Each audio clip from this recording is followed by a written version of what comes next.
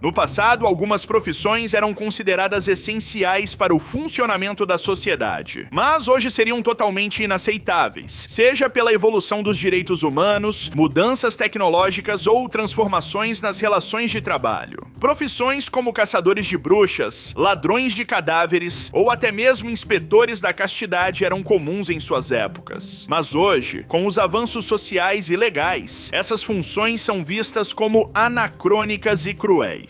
Serão essas profissões impensáveis que você vai ver agora. Eu sou o Pockey e o vídeo de hoje é Profissões históricas que seriam impensáveis hoje.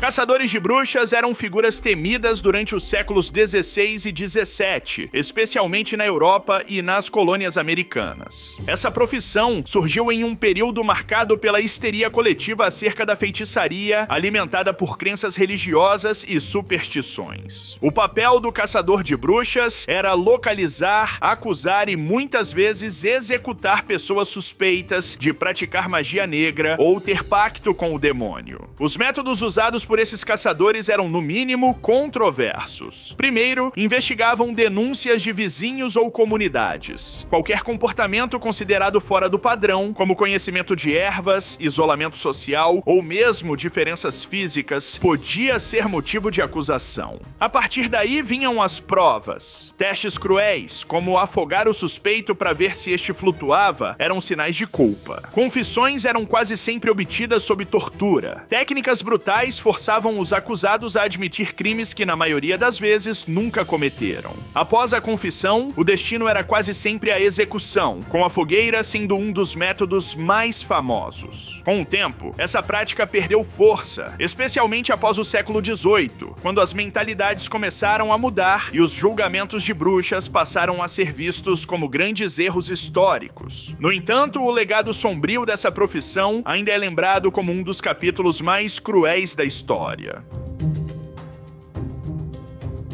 Despertadores humanos eram profissionais encarregados de acordar outras pessoas antes da invenção dos despertadores mecânicos. Muito comuns durante a Revolução Industrial, desempenhavam um papel essencial em uma época em que a pontualidade no trabalho era crucial para manter os empregos nas fábricas. O trabalho era simples, porém curioso. Eles percorriam ruas e vilarejos com ferramentas específicas para acordar seus clientes. Podia ser um bastão longo para bater nas janelas dos andares mais altos, pedras ou ervilhas secas para arremessar contra as vidraças. Alguns usavam até apitos ou pequenas trombetas para garantir que ninguém continuasse dormindo. Tudo acontecia geralmente de madrugada, quando os trabalhadores precisavam levantar para o turno da manhã. Os despertadores humanos seguiam listas de clientes que pagavam pelo serviço semanalmente. Cada visita precisava ser rápida, mas eficiente, para garantir que ninguém perdesse o horário. Apesar de parecer uma tarefa simples, a pontualidade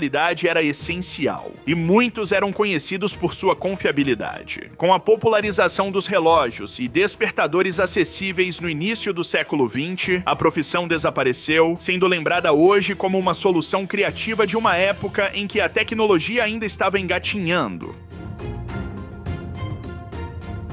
O colecionador de orelhas era uma profissão que existiu em cenários de guerra, especialmente em períodos históricos marcados pela brutalidade. O objetivo era cortar as orelhas de inimigos mortos e mantê-las como prova de que haviam sido eliminados. Isso servia tanto para contabilizar baixas, quanto para intimidar oponentes. As orelhas eram apresentadas aos superiores, que podiam recompensar os colecionadores com dinheiro, terras ou outros benefícios. Os métodos não eram nada refinados. Muitas vezes, os colecionadores agiam com facas ou lâminas afiadas para cumprir sua tarefa. As orelhas eram transportadas em sacos ou presas em cordões para exibição. Em algumas situações, a prática tornou-se tão comum que partes do corpo eram expostas como demonstração de força.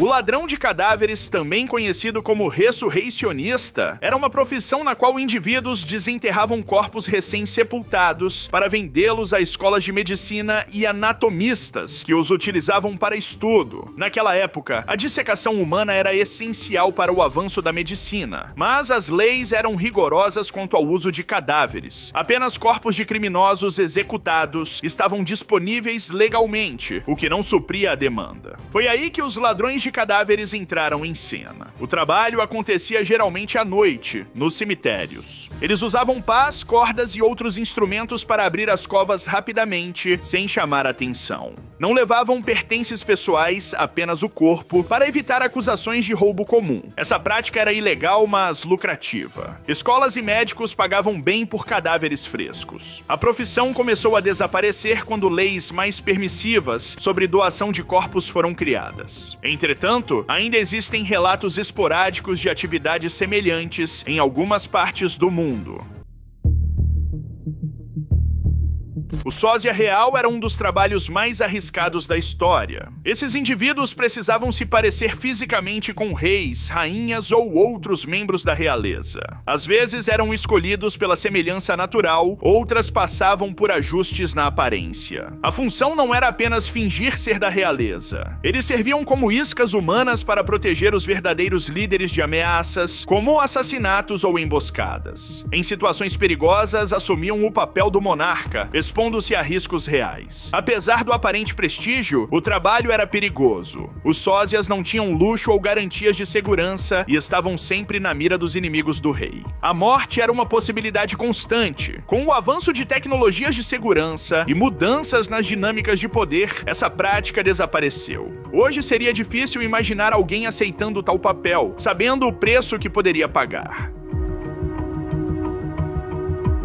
O corsário era uma pessoa com autorização oficial para atacar e saquear navios de outros países, principalmente entre os séculos XVI e XVIII, durante disputas marítimas entre potências como Inglaterra, França e Espanha. A permissão vinha através de uma carta de corso, um documento emitido por governos. A missão principal era causar prejuízo econômico e militar aos inimigos. Os corsários interceptavam navios mercantes, roubavam cargas valiosas e, às vezes, capturavam as embarcações. O governo que emitia a carta ficava com parte do lucro, mas o restante era dividido entre o capitão e sua tripulação, tornando a atividade bastante lucrativa. Apesar da autorização oficial, corsários eram temidos. Se capturados por inimigos, eram tratados como piratas e podiam enfrentar prisão ou execução. Com o tempo, tratados internacionais proibiram a prática, levando ao desaparecimento dessa profissão.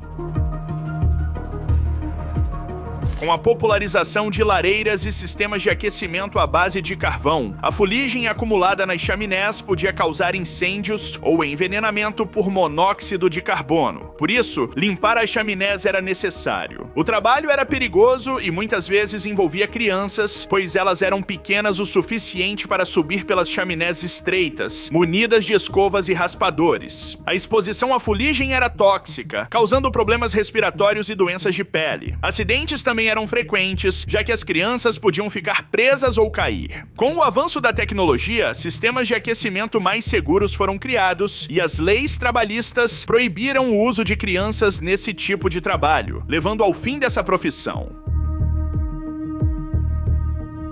O bobo da corte era indispensável nas cortes reais da Idade Média e do Renascimento. Não era apenas um palhaço, mas alguém encarregado de entreter reis, nobres e convidados com piadas, músicas, histórias e performances. Com roupas coloridas e gorros com sinos, o bobo tinha liberdade para fazer comentários que ninguém mais poderia, zombando até da nobreza. Muitos eram músicos, acrobatas ou mestres da improvisação. Mas agradar constantemente era difícil. Caso falhasse, o bobo da corte poderia perder seu posto ou enfrentar punições. Com o tempo, outras formas de entretenimento substituíram essa figura.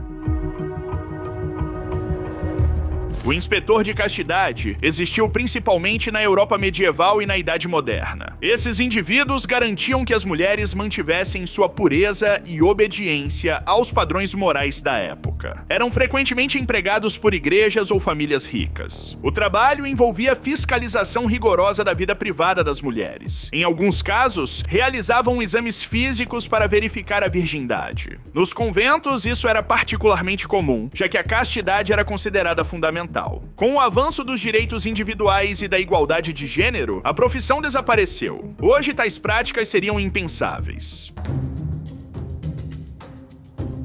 Antes da energia elétrica, o acendedor de lampiões era comum, especialmente a partir do século XVIII. Esses profissionais acendiam os lampiões a gás ou óleo nas cidades ao anoitecer, garantindo iluminação noturna. Ao amanhecer, precisavam apagá-los. Eles conheciam bem as ruas, trabalhavam geralmente sozinhos ou em pequenos grupos e às vezes se tornavam figuras conhecidas na vizinhança. Com a chegada da iluminação elétrica, o acendedor de lampiões desapareceu, embora algumas cidades mantenham a tradição em locais históricos.